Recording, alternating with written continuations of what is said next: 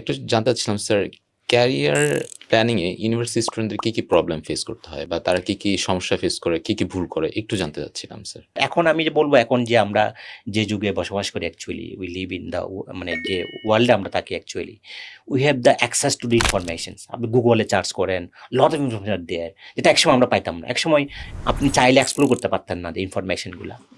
But এখন এটা আমি বলবো না কোনো এক্সকিউজ। একজন স্টুডেন্টের যদি সে কিউরিয়াস হয়, সে এখন তার কাছে ইনফরমেশন ফ্লোটা অনেক বেশি। তো তাদেরকে এক্সপ্লোর করতে হবে যে ওয়েল, আমি অ্যাজ এ গ্র্যাজুয়েশন আমি শুধু পড়া, ডেফিনেটলি আপনি পড়া করেন, বাট এই শুড হ্যাভ এ ড্রিম যে ওয়েল আমি একটা ডিগ্রি করতেছি, এই ডিগ্রির পর আমি নিজেকে কোথায় দেখতে চাচ্ছি।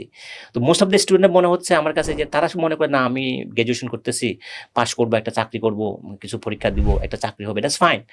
বাট ওই যে বলছি যে মানে অ্যাম্বিশনটা ভেরি ইম্পর্টেন্ট, যে আমি যেহেতু যেটা বলতেছিলাম ইনফরমেশন আর দেয়ার এবং গাইডেন্স, ইউনিভার্সিটিতে অনেক ফ্যাকাল্টি থাকে, তারা হয়তো কম্পারেটিভলি আসলে তো গাইড, ডেফিনেটলি তারা গাইডেন্স হিসেবে হেল্প করবে। বাট ওই জায়গাটা এক্সপ্লোর করা, যে নিজেকে নিয়ে চিন্তা করা, গ্রাজুয়েশন করার সময় তাকে একটু সময় দেওয়া যে আমি কি হতে চাই, এই কোয়েশনটা করা, যে ওটাই ওকে হেল্প করবে ফর ক্যারিয়ার প্ল্যানিং।